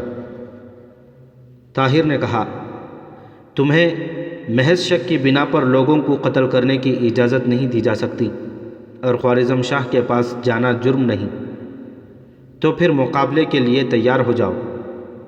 طاہر نے جواب دیا، مسلمان کی جان بہت قیمتی ہے، بہتر یہی ہے کہ واپس چلے جاؤ، تم بغداد میں 15-20 سے زیادہ ہو، لیکن میرے ساتھ وہ سپاہی جو کئی میدانوں میں اپنے بازو آزما چکے ہیں، ہم تمہیں اطمینان دلاتے ہیں کہ ہم خلیفہ کے دشمن نہیں۔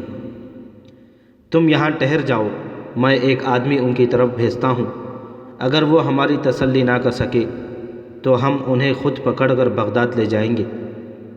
طاہر نے عبد الملک کو اشارے سے اپنے قریب بلایا اور کہا، آپ جا کر دریافت کیجئے وہ کون ہے۔ فوجی افسر نے کہا، لیکن تم کون ہو؟ طاہر نے جواب دیا، گھبراؤ نہیں، ہم مسلمان ہیں، تاتاری نہیں۔ اگر تم تاتاری ہوتے تو ہمارا راستہ کبھی نہ روکتے۔ خوف کے باعث یا دوستی کی وجہ سے؟ افسر نے قدر تذبذب کے بعد گفتگو کا موضوع بدلتے ہوئے کہا، تمہارا لہجہ اور تمہاری آواز کسی ایسے آدمی سے ملتی ہے جسے میں جانتا تھا، وہ بھی تمہاری طرح ہر معاملے میں ٹانگ اڑایا کرتا تھا۔ شاید میری صورت بھی اس سے ملتی ہو، اور یہ بھی ہو سکتا ہے کہ میں وہ آدمی ہوں۔ وہ مر چکا ہے، کبھی کبھی مردے بھی زندہ ہو جایا کرتے ہیں۔ تم بالکل طاہر بن یوسف کی طرح بولتے ہو۔ طاہر بن یوسف مر چکا ہے، اور آج اس کا ایک دوست اس کا پیچھا کرتے کرتے ملک عدم کی حدود میں پاؤں رکھ چکا ہے۔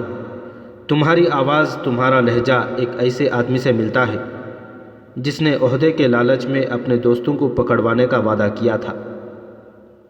کون ہو تم؟ اگر تم دوستوں کو بھول جانے کی عادی نہیں تو شاید مجھے پہچان لو۔ طاہر نے یہ کہتے ہوئے خود اتار دیا۔ طاہر، تم؟ ہاں افضل، کیا تم مجھے اپنی صورت نہیں دکھاؤ گے؟ ابھی تمہیں شک ہے تو ذرا آگے آ جاؤ۔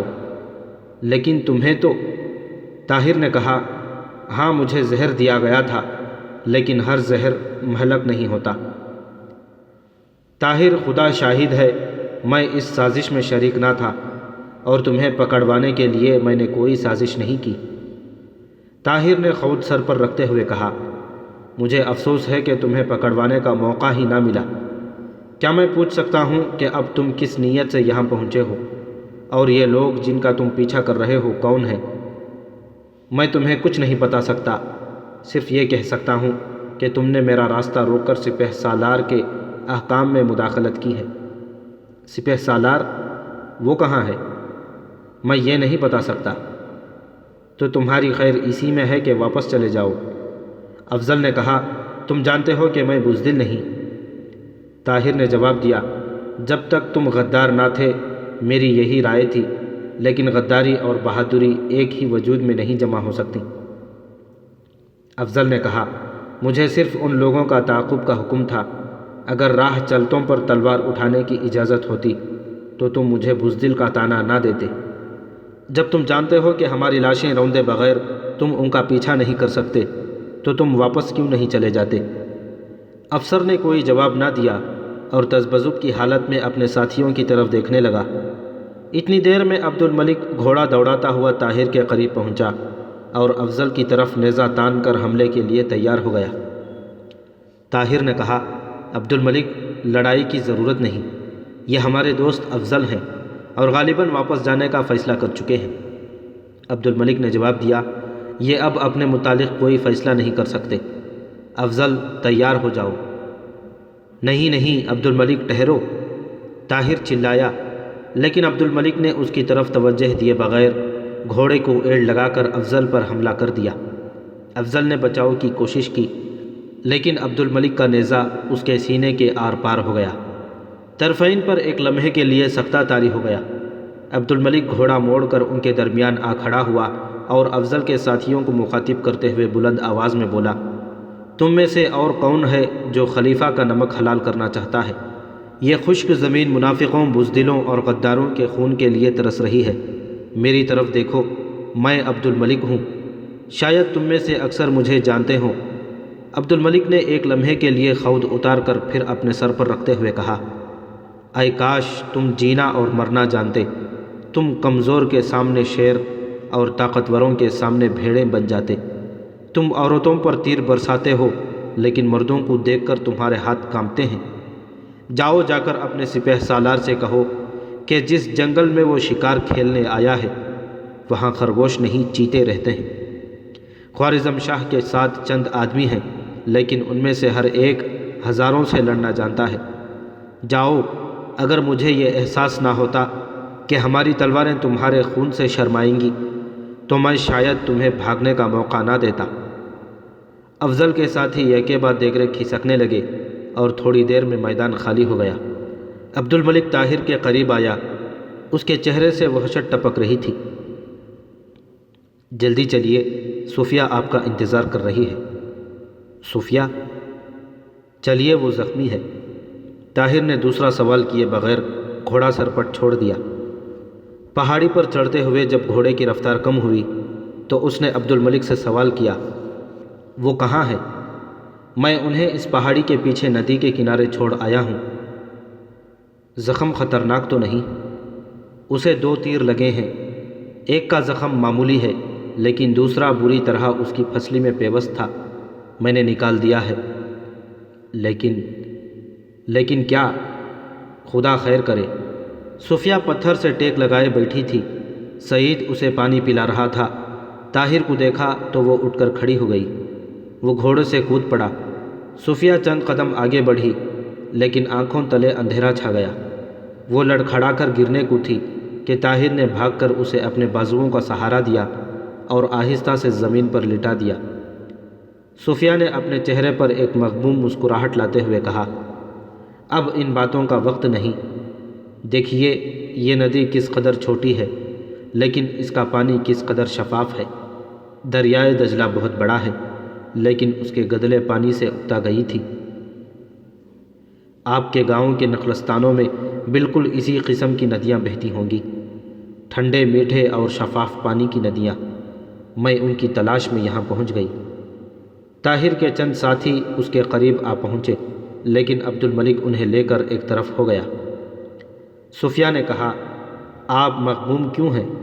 میری طرف دیکھیے، میں خوش ہوں۔ ہاں، میں اس ندی کے متعلق کہہ رہی تھی، اگر میں مر جاؤں تو مجھے اس ندی کے کنارے چھوڑ دیجیے۔ نہیں نہیں صوفیہ، تم ٹھیک ہو جاؤ گی، تمہارے زخم معمولی ہیں، میں تمہیں ان نخلستانوں میں لے جاؤں گا جن میں ٹھنڈے میٹھے اور شفاف پانی کی ندیاں بہتی ہیں۔ اب حوادث کے طوفان کی کوئی لہر ہمیں ایک دوسرے سے جدا نہیں کر سکیں گی۔ صفیہ نے کہا، اور ہم ہر صبح گھوڑوں پر سوار ہو کر صحرا کی طرف سیر کے لیے جایا کریں گے۔ ہاں صفیہ، میں وعدہ کرتا ہوں، اور میں آپ کے ساتھ نیزہ بازی کی مشق کیا کروں گی، اور پھر میں نخلستانوں میں پھول تلاش کیا کروں گی، اور جب آپ لڑائی کے لیے جایا کریں گے تو میں ریت کے ٹیلوں پر چڑھ کر آپ کی راہ دیکھا کروں گی۔ ہاں صفیہ۔ صفیہ کی آنکھوں سے آنسو بہہ نکلے۔ اس نے ہچکی لیتے ہوئے کہا، اب مجھے موت کا کوئی غم نہیں، آپ میرے ہیں، آپ میرے ہیں۔ اس نے آنکھیں بند کر لیں۔ صفیہ، صفیہ، طاہر نے آپ دیدہ ہو کر کہا۔ صفیہ نے آنکھیں کھولیں لیکن کوئی جواب نہ دیا۔ طاہر نے عبد الملک کو آواز دی۔ وہ بھاگتا ہوا آگے بڑھا۔ طاہر نے کہا، اسے غش آیا ہے، پانی لاؤ۔ پانی کے چند گھونٹ حلق سے اتارنے کے بعد صفیہ کے چہرے پر کچھ تازگی آ گئی۔ اس نے نحیف آواز میں کہا، شاید میں سو گئی تھی۔ اس نخلستان میں شفاف پانی کا چشمہ پھوٹ رہا تھا۔ میں وہاں کھڑی تھی اور آپ گھوڑے پر سوار ہو کر کہیں جا رہے تھے، کہیں بہت دور۔ اس نے پھر آنکھیں بند کر لیں۔ اس کے چہرے پر نیلاہٹ چھا گئی تھی۔ وہ آہستہ آہستہ کہہ رہی تھی، آپ دیر نہ لگائیں، فوج یہاں سے ایک منزل دور۔ عبد الملک نے اس کی نبض پر ہاتھ رکھا اور پھر طاہر کی طرف دیکھا اور انا للہ و انا الیہ راجعون کہہ کر سر جھکا دیا۔ طاہر دنیا و ما فیہا سے بے خبر اس محبت و وفا کے پیکر مجسم کی طرف دیکھ رہا تھا۔ عبد الملک نے صفیہ کے چہرے پر اپنا رومال ڈال دیا اور طاہر کو بازو سے پکڑتے ہوئے کہا، طاہر اٹھو، حوصلے سے کام لو۔ طاہر اٹھ کر کھڑا ہو گیا۔ وہ عبد الملک کی طرف دیکھ رہا تھا۔ اس کی آنکھوں سے وحشت ٹپک رہی تھی۔ عبد الملک نے آنکھوں میں آنسو بھرتے ہوئے ہاتھ پھیلا دیے۔ طاہر اس کے ساتھ لپٹ کر سسکیاں لینے لگا۔ عبد الملک نے کہا، طاہر، شاید دنیا میں کوئی انسان اس قابل نہ تھا جس کے لیے وہ زندہ رہتی۔ تھوڑی دیر بعد طاہر کے ساتھی ندی کے کنارے اس کی لاش کو پتھروں کے انبار کے نیچے دفن کر چکے تھے۔ طاہر نے چند جنگلی پھول چنے اور صفیہ کی قبر پر بکھیر دیے۔ عبد الملک نے کہا، چلو طاہر، اب دیر ہو رہی ہے۔ طاہر نے گھوڑے پر سوار ہو کر سعید سے پوچھا، سپہ سالار کتنی فوج کے ساتھ آ رہا ہے؟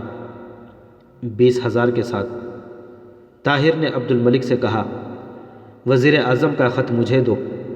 طاہر نے خط پر سرسری نگاہ ڈالنے کے بعد کہا، تو محلب وہاں پہنچ چکا ہے، اب بغداد کا خدا حافظ۔ عبد الملک نے کہا، مجھے ڈر ہے کہ سلطان نے ہمارے مشورے کے خلاف بغداد کا رخ نہ کر لیا ہو، ہمیں ان کے پاس جلد پہنچنا چاہیے۔ چلو، طاہر نے گھوڑے کو ایڑ لگاتے ہوئے کہا۔ راستے میں سعید سے چند سوالات پوچھنے کے بعد طاہر کو پتہ چلا کہ وہ راستے میں سپہ سالار کی فوج سے کترا کر نکل آئے تھے، لیکن ہراول کے ایک دستے نے انہیں ایک پہاڑی پر سے گزرتے دیکھ کر تعقب شروع کر دیا تھا۔ سلطان جلال الدین خوارزم شاہ کے ساتھ قریباً 2500 جان باز تھے۔ بغداد سے خشمور کی قیادت میں 20,000 سپاہی کی آمد کی خبر سنتے ہی اس نے 2,000 سپاہیوں کو گھات میں بٹھا دیا اور خود 500 سپاہیوں کے ساتھ آگے بڑھ کر ایک پہاڑی پر خلیفہ کی افواج کا انتظار کرنے لگا۔ اسی اثنا میں اسے یہ خبر ملی کہ خلیفہ کا ایک اور سالار مظفر الدین 10,000 سپاہیوں کے ساتھ شمال مشرق سے اس کے گرد گھیرا ڈالنے کے لیے یلغار کر رہا ہے۔ وزیر اعظم کا مکتوب پڑھنے اور طاہر اور عبد الملک اور سعید سے چند سوالات پوچھنے کے بعد جلال الدین کو یقین ہو چکا تھا کہ خلیفہ کے سپاہی اسے ہر قیمت پر گرفتار کرنے کی کوشش کریں گے۔ اگر وہ یہاں سے بچ کر نکل گیا تو بھی وہ اس وقت تک اس کا تعاقب کریں گے جب تک کہ وہ تاتاریوں کے ہاتھ نہیں آ جاتا۔ جب خشمور کی فوج دکھائی دی تو سلطان نے طاہر کے ہاتھ میں صلح کا جھنڈا دے کر اسے صلح کی بات چیت کے لیے بھیج دیا۔ جب خشمور کے سامنے یہ درخواست پیش کی کہ اول تو بغداد جانے کے لیے اس کا راستہ نہ روکا جائے۔ سلطان کو یقین ہے کہ خلیفہ کی خدمت میں حاضر ہو کر وہ اس کی غلط فہمیاں دور کر سکے گا، ورنہ اسے یہاں ٹھہر کر خلیفہ سے پیغام رسانی کا موقع دیا جائے گا، اور اگر یہ دونوں درخواستیں ناقابل قبول ہوں تو سلطان واپس جانے کے لیے تیار ہے، بشرطے کہ اس کا پیچھا نہ کیا جائے۔ خشمور جلال الدین کے ساتھ صرف 500 آدمی دیکھ کر اپنی قوت تسخیر کا مظاہرہ کرنے پر تلا ہوا تھا۔ اس نے بے اعتنائی سے جواب دیا، ہمارا پہلا اور آخری فیصلہ یہی ہے کہ سلطان اپنے آپ کو ہمارے حوالے کر دے، ورنہ مقابلے کے لیے تیار ہو جائے۔ طاہر نے اسے سمجھانے کی ہر ممکن کوشش کی، لیکن خشمور میں سنی انسنی کر دی۔ اس کے باقی جرنیلوں سے اپیل کی، لیکن ان پر کوئی اثر نہ ہوا۔ طاہر نے مایوس ہو کر کہا، میں تمہارے پاس دوستی اور محبت کے پھول لے کر آیا تھا، لیکن تم عداوت کے کانٹوں کے لیے دامن پھیلا رہے ہو۔ میں صلح کا ایلچی بن کر آیا تھا، لیکن تم جنگ چاہتے ہو۔ میں وعدہ کرتا ہوں کہ تمہاری خواہش پوری کی جائے گی۔ افسوس، سب کچھ کھو بیٹھنے کے باوجود مسلمان اس بات پر فخر کر سکتے تھے کہ دنیا میں ان جیسا مہمان نواز کوئی نہیں، لیکن آج یہ سعادت بھی اہل بغداد سے چھین لی گئی ہے۔ جلال الدین لڑائی سے نہیں ڈرتا، لیکن آج وہ تلوار جو بارہا تاتاریوں کے خون میں ڈوب چکی ہے، مسلمانوں کی تلواروں سے ٹکراتے ہوئے یقیناً شرمائے گی۔ خدا معلوم اس لڑائی کا نتیجہ کیا ہوگا، لیکن تم گواہ ہو کہ ہم اس کے لیے تیار نہیں۔ یہ ہمارے سر پر تھوپی جا رہی ہے۔ خشمور نے کہا، جاؤ، ہمیں اس لڑائی کا نتیجہ معلوم ہے، اور 1 ساعت کے اندر اندر تمہیں بھی معلوم ہو جائے گا۔ طاہر نے گھوڑے کی باگ سنبھالتے ہوئے کہا، مجھے صرف ایک بات معلوم ہے، اور وہ یہ کہ خوارزم کی طرح بغداد کی عظمت کے دن بھی گنے جا چکے ہیں، اور ہم میں سے کسی ایک کی فتح دونوں کی شکست ہوگی۔ طاہر نے گھوڑے کو ایڑ لگا دی اور آن کی آن میں سلطان کے پاس پہنچ گیا۔ خشمور کی فوج کے عرب سپاہیوں کے لیے مہمان نوازی کے متعلق طاہر کا طعنہ ناقابل برداشت تھا۔ ان میں سے اکثر نے یہ فیصلہ کیا کہ وہ لڑائی میں حصہ نہیں لیں گے۔ ایرانی اور ترک سرداروں میں سے بھی بعض پریشان تھے، اس لیے خشمور نے موقع کی نزاکت کو محسوس کرتے ہوئے فوراً حملہ کرنے کا حکم دے دیا۔ جلال الدین نے اپنے عقب میں چھپی ہوئی فوج کو ہدایات بھیج کر خشمور کی فوج کا مقابلہ کیا۔ بغداد کی فوج کے قلب اور دونوں پہلوؤں پر چند حملے کرنے کے بعد اس نے پسپائی شروع کر دی۔ خشمور نے یہ سمجھ کر کہ سلطان میدان چھوڑ کر بھاگ رہا ہے، اس کا پیچھا کیا۔ سلطان رک رک کر لڑتا ہوا خشمور کی فوج کا بیشتر حصہ ان دشوار گزار پہاڑیوں میں لے آیا جہاں اس کے تیر انداز گھات لگائے بیٹھے تھے۔ اچانک اپنے آگے پیچھے دائیں اور بائیں پتھروں اور تیروں کی بارش دیکھ کر خشمور نے محسوس کیا کہ اس نے سلطان کی فوج کی تعداد کا اندازہ لگانے میں دور اندیشی سے کام نہیں لیا۔ تنگ گھاٹیوں میں سے وہ اپنی فوج کے نصف سے زیادہ سپاہیوں کی لاشیں چھوڑ کر پیچھے مڑا۔ واپسی پر قریباً 10 کوس تک راستے کے ہر ٹیلے سے تیروں اور پتھروں کی بارش سے گزرنے کے بعد اس نے دوبارہ مڑ کر دیکھنے کی جرأت نہ کی۔ چند کوس خشمور کا تعاقب کرنے کے بعد سلطان واپس چلا گیا۔ راستے میں مظفر الدین کے 10,000 سپاہیوں سے اس کی مدبھیڑ ہوئی۔ مظفر الدین کی فوج خشمور کی شکست کے بعد بددل ہو چکی تھی۔ اس نے معمولی مقابلے کے بعد ہتھیار ڈال دیے۔ ان فتوحات کے بعد رضاکاروں کے دستے جوق در جوق سلطان کی فوج میں داخل ہونے لگے، اور چند ماہ میں اس کے سپاہیوں کی تعداد 20,000 تک پہنچ گئی۔ تبریز کا گورنر تاتاریوں کا حلیف تھا۔ سلطان نے اسے غداری کی سزا دینے کے لیے تبریز کی طرف پیش قدمی کر دی۔ گورنر تاتاریوں کی مدد کا انتظار کیے بغیر بھاگ گیا اور سلطان نے شہر پر قبضہ کر لیا۔ تبریز پر قابض ہونے کے بعد سلطان نے آس پاس کے چند اور علاقے فتح کیے۔ اس اثنا میں اسے بغداد کے خلیفہ ناصر الدین اللہ کی وفات اور اس کے بیٹے ظاہر کی مسند نشینی کی خبر ملی۔